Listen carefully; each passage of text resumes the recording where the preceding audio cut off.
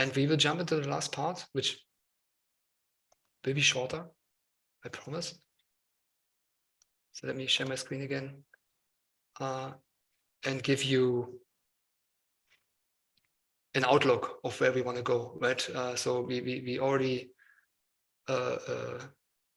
already saw from the previous presentations what you can do with the plugin mechanism right now, but we also hinted at a few weak points already, right? So at the moment you can develop your plugins and you can move your plugins into the Oasis, but it's very technical and very basic, right? The only means that we currently provide is you take your plugin code and you mount it into your Oasis, which of course is in the long run and in the real life situation is not always the best thing to do, because you're basically forcing your Oasis administrator to clone your repositories, right, and then manually add it to the Oasis and all these kind of steps, which are fine when the Oasis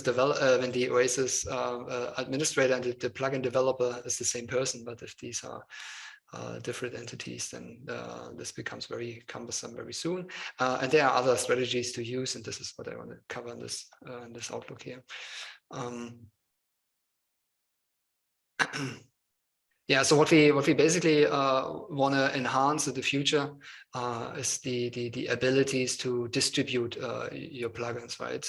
And distribute them with like more established means than sending around Python code and putting Python code into Python parses and stuff like this. And yeah, what we basically want to allow is to provide different plugin loaders that allow you to select a plugin as an Oasis administrator instead of manually cloning it and doing these kind of things. And the ideas behind this is that we want to have different modes of how to distribute a plugin, that we want to have a plugin registry that would allow us and the community to basically say these are the plugins that exist in the ecosystem. We want to create a process or establish a process of how the community is allowed to contribute plugins, and then of course we also like to align our system with already existing systems. Right? We don't really want to reinvent everything. So whatever we come up with will probably be based on PyPy to some extent, or we might align with similar projects that have similar goals, like there's a MADA group, for example, on extractors, which has very similar goals, where they are basically looking into how can we describe file types, how can we describe tools that operate on files, and stuff like this. Yeah, a few notes for the various aspects here. So how do we think that we want to distribute plugins in the future? Yeah, obviously, as I said, moving Python code around isn't really ideal. So we can think of certain ways of doing it. There's basically two possibilities. One is facilitating the Python package mechanism and basically using package registries like PyPy to allow you to bundle your plugin, push it to PyPy, and then tell NOMAD users about it. Another possibility would be to use Git repositories more directly, so that an Oasis admin would basically just have to say, this is my plugin, and then the cloning of the Git repository and stuff like this would happen automatically at startup.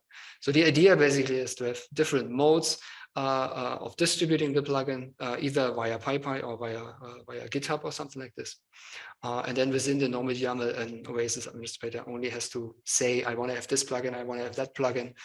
The plugin metadata would come from a shared plugin registry, and then when the application starts, the system would basically start to pip install the Python packages or to clone the Git repositories and do all the technical stuff for you. Yeah, another direction where we want to go is that eventually we want to establish a plugin registry, something that allows the community to see what plugins exist and what plugins I could use in my Oasis, for example, and also give people a place where they can publish their plugins and tell others about it. And the idea with these plugins registries is typically that you have some kind of a repository, typically just a GitHub repository of some kind.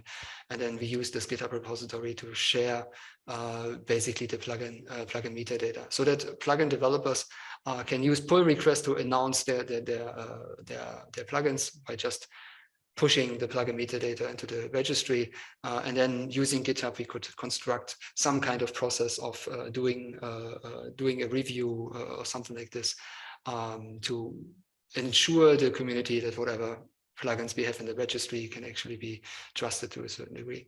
And then the idea of a registry, of course, is that Oasis admins don't have to know much about the plugin metadata. They basically just have to know what the name of the plugin is, put this into their NOMAD YAML, and then everything else will come from the registry automatically.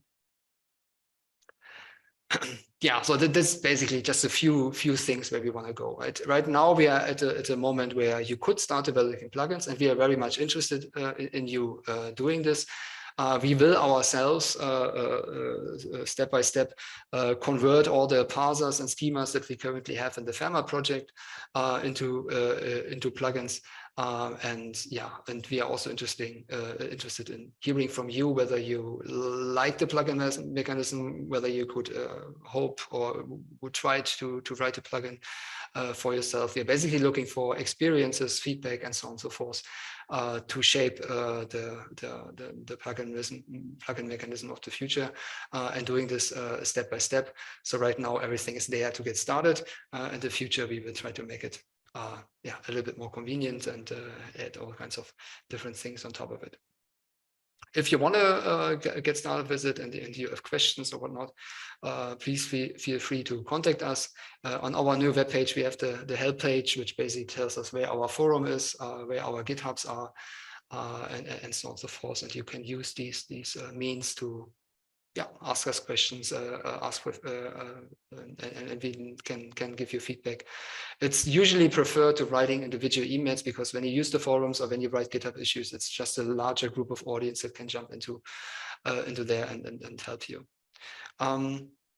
As mentioned earlier, what we have so far in terms of plugins is documented on our staging installation, our beta version. You have the link here.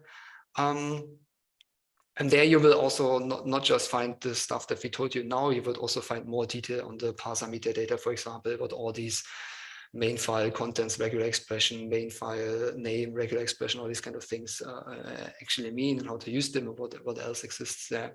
There was only so much that we could cover here in this tutorial. We will try to send around the slides and everything in an email tomorrow, the latest, maybe even today. For the videos, we usually take a little bit longer, but once we publish this as well, we will also send an email to all the participants.